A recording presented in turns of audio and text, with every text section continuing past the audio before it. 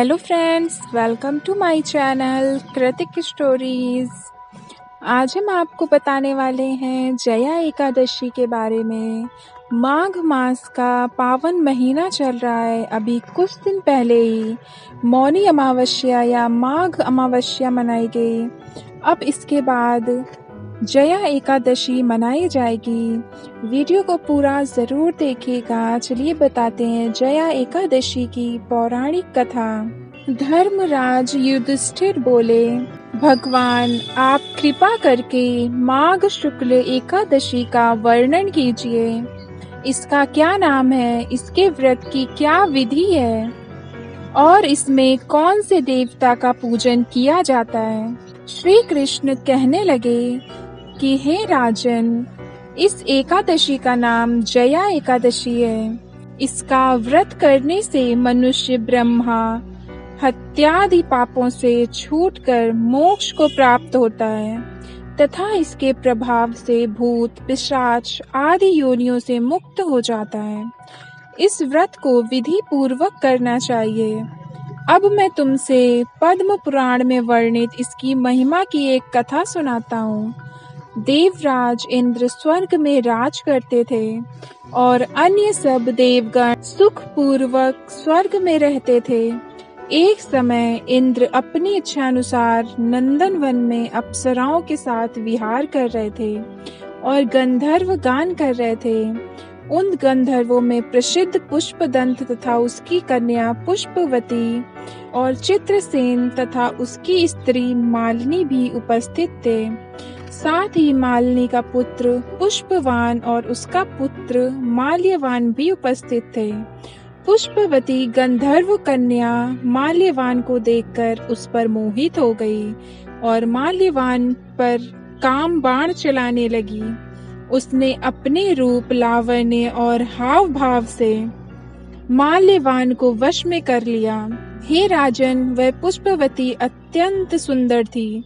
अब वे इंद्र को प्रसन्न करने के लिए गान करने लगी, परंतु परस्पर मोहित हो जाने के कारण उनका चित्त भ्रमित हो गया था।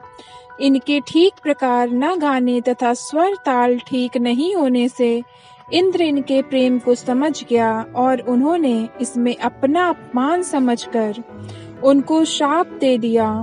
इंद्र ने कहा, हे मूर्खों, तुमने मेरी आज्ञा का उल्लंघन किया है, इसलिए तुम्हारा धिक्कार है। अब तुम दोनों स्त्री पुरुष के रूप में मृत्यु लोक में जाकर पिशाच रूप धारण करो और अपने कर्म का फल भोगो। इंद्र का ऐसा शाप सुनकर वे अत्यंत दुखी हुए और हिमालय पर्वत पर दुख पूर्वक अपना जीवन व्यतीत करने लगे। उन्हें गंध, रस तथा स्पर्श आदि का कुछ भी ज्ञान नहीं था। वहां उनको महान दुख मिल रहे थे। उन्हें एक क्षण के लिए भी निद्रा नहीं आती थी। उस जगह अत्यंत शीत था, इससे उनके रोंगटे खड़े रहते और मारे शीत के दांत बजते रहते। एक दिन पिशाच ने अपनी स्त्री से कहा कि पिछले जन्म में हमने ऐसे कौन से पाप किए थे जिससे हमको यह दुखदाई पिशाच योनि प्राप्त हुई। इस पिशाच योनि से तो नरक के दुख सहना ही उत्तम है, अतः हमें अब किसी प्रकार का पाप नहीं करना चाहिए। इस प्रकार विचार करते हुए वे अपने दिन व्यतीत कर रहे थे। दैव योग से तभी माघ मास में शुक्ल पक्ष की जया नामक एकादशी आई। उस दिन उन्होंने कुछ भी भोजन नहीं किया और ना कोई पाप कर्म ही किया, केवल फल फूल खाकर ही दिन व्यतीत किए और सायंकाल के समय महान दुख से पीपल के वृक्ष के नीचे बैठ गए। उस समय सूर्य भगवान अस्त हो रहे थे। उस रात को अत्यंत ठंड थी, इस कारण वे दोनों शीत के मारे अति दुखित होकर मृतक के समान आपस में चिपटे हुए पड़े रहे। उस रात्रि को उनको निद्रा भी नहीं आई। हे राजन, जया एकादशी के उपवास और रात्रि के जागरण से दूसरे दिन प्रभात होते ही उनकी पिशाच योनि छूट गई। अत्यंत सुंदर गंधर्व और अप्सरा की देह धारण कर सुंदर वस्त्र आभूषणों से अलंकृत होकर उन्होंने स्वर्ग लोक को प्रस्थान किया।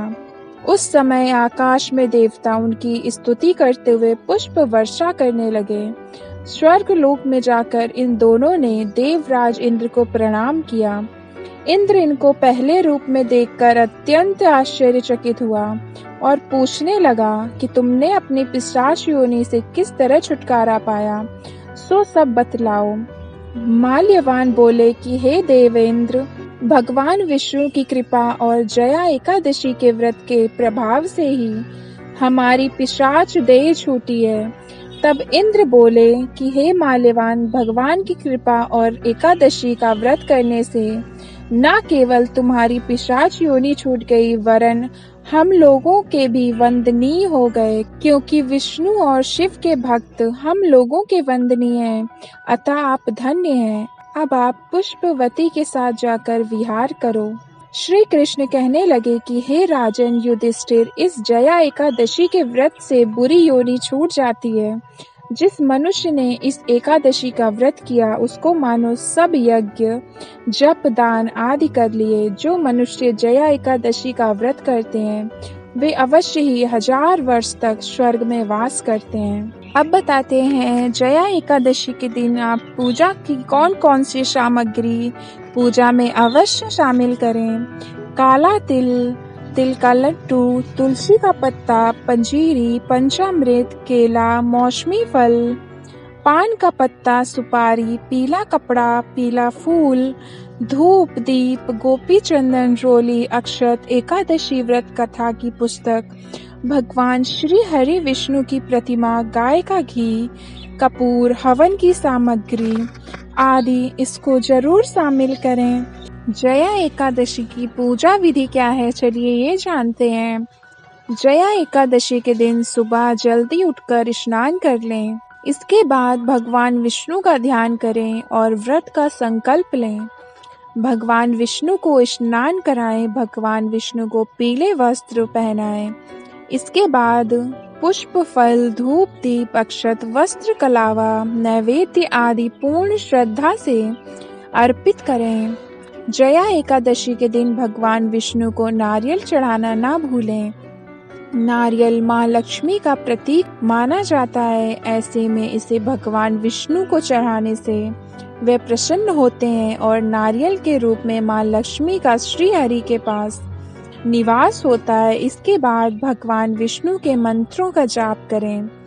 तो ये कथा थी जया एकादशी की। अगर आपको भी ये स्टोरी अच्छी लगी हो तो प्लीज़ मेरे वीडियो को लाइक और शेयर जरूर कीजिएगा। मेरे चैनल को सब्सक्राइब कीजिए ताकि आप ऐसी वीडियोस आगे भी देख सकें। आपसे फिर मिलते हैं नेक्स्ट वीडियो में, तब तक के लिए धन्यवाद। जय हिंद।